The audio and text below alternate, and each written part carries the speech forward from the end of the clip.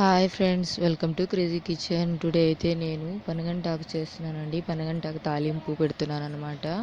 ముందుగా అయితే బాండల్లోకి తిరుగుమాత పెట్టుకోవాలండి.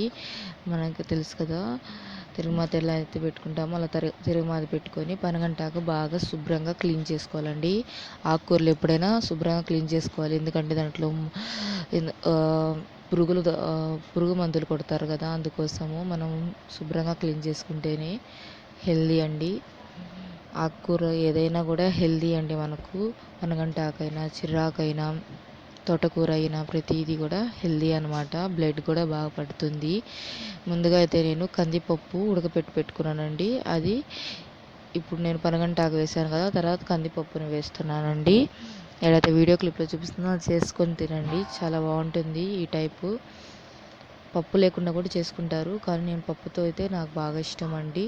అలాగే దాంట్లోకి సాల్ట్ వేస్తున్నాను, 1 స్పూను. సాల్ట్ మాత్రం నేను చెప్పలేనండి ఎగ్జాక్ట్లీగా, మీకు రుచిని చూసి వేసుకోవాలండి. అలాగే పసుపు చిటికెడు వేసానండి. ఇప్పుడు దాని మీద ప్లేట్ పెట్టి 15 మినిట్స్ కుక్కమనివ్వాలండి. అలాగే దాంట్లోకి ఒక టీ గ్లాస్ వాటర్ని వేయాలండి.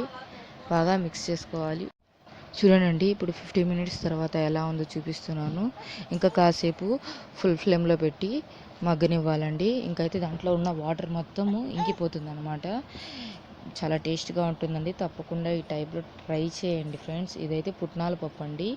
దీంట్లోనే నేను ఎండుమిరపకాయలు వేసి, వెల్లుల్లి వేసి మిక్సీ పట్టుకుంటానమాట. పుట్నాలు వేసి, ఆ పొడిని వేసి బాగా మిక్స్ చేసుకోండి. చాలా బాగుంటుందండి టేస్ట్ అయితే. తప్పకుండా ట్రై చేయండి ఫ్రెండ్స్. అంతే అండి, మన పనగంటాకు తాలింపు అయితే రెడీ అయిపోయింది. Please do like, subscribe my channel friends. మరి కొన్ని వీడియోస్ కోసం సబ్స్క్రైబ్ చేసుకోవడం మర్చిపోండి.